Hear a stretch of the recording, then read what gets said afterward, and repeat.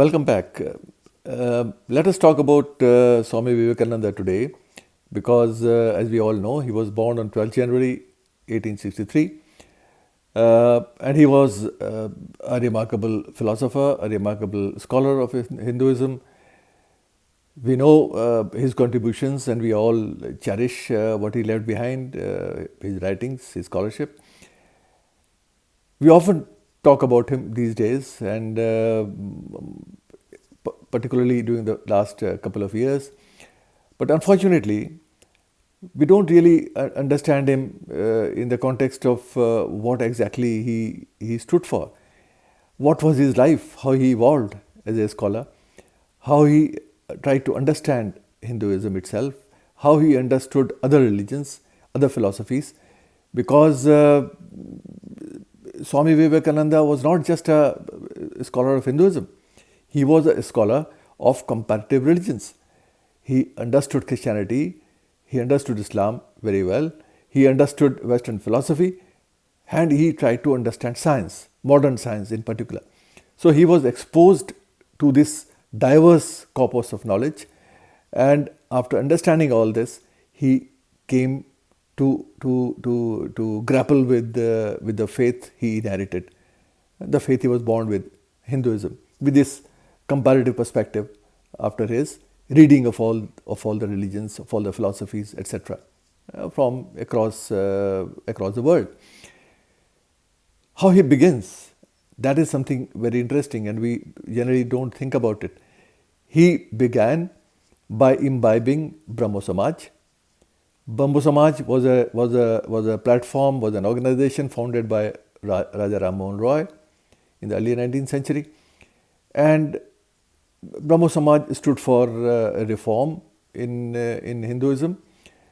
Particularly, Vivekananda particularly was interested in reforming child marriage, in education of women, and several other reforms which he thought need to be done away with. So this was how he began.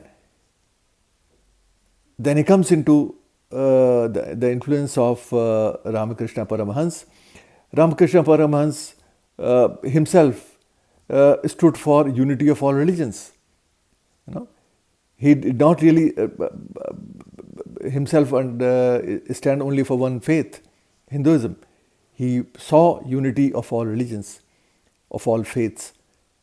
So Vivekananda comes into Ramakrishna Paramahansa's influence with an idea that all religions are united in certain ideals, and all of them have something or the other which is common. The few things which are common across religions. So this was a unity of faith or diverse faiths which Ramakrishna Paramahans believed, and obviously Swami Vivekananda took that ideal forward after founding Ramakrishna Mission. This was the ideal which he took beyond India at the Chicago Congress,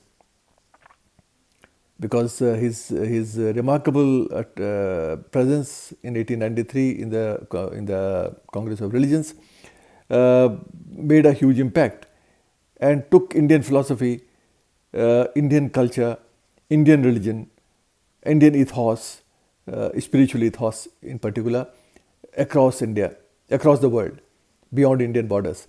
And that was remarkable in the sense that we were under colonized world, and when there was hardly anything good being seen in Indian culture, Indian tradition, because the colonizers depicted India in very poor light all across, right from Orientalists to other writers who kept writing about India, because they had to justify the colonization in any case.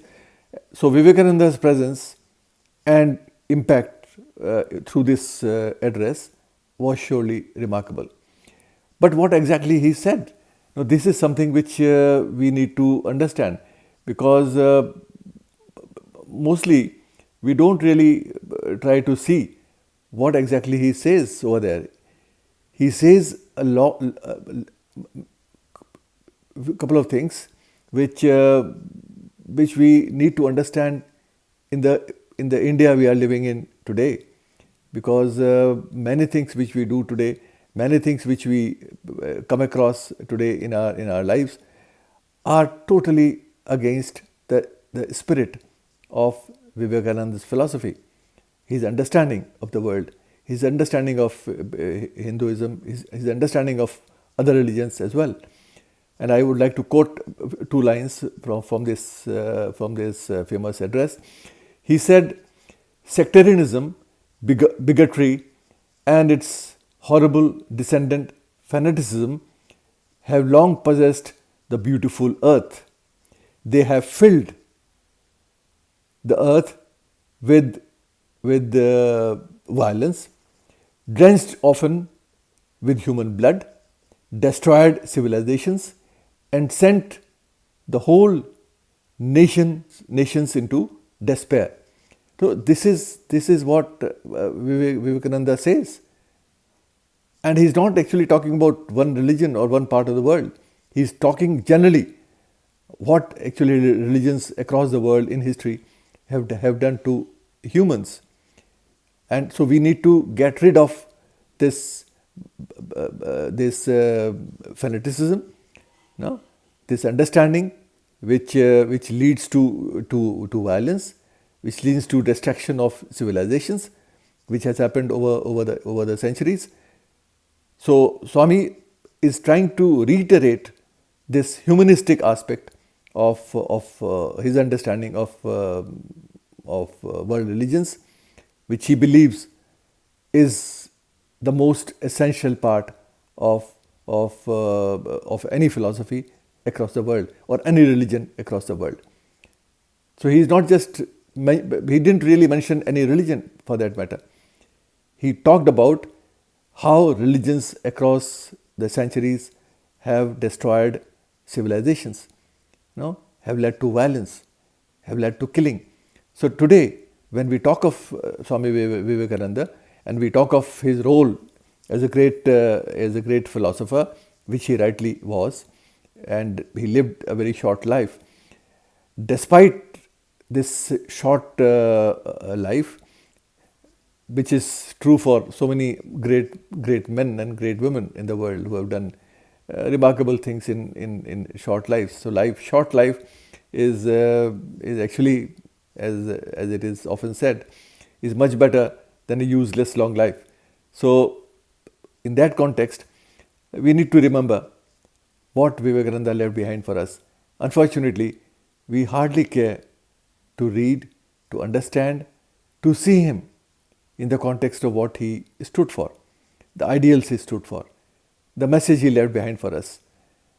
We read him selectively, we read him conveniently, and we find whatever is useful, which suits our political concern, our social concern, or is relevant for us today, in our present lives.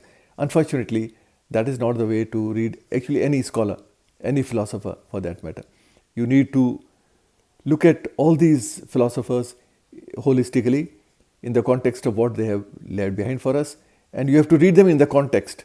You just can't read them out of context.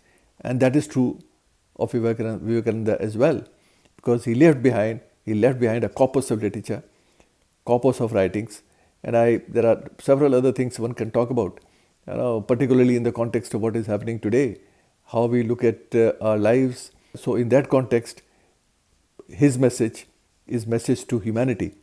His message is to people across all religions, all cultures, all across the world. Thank you.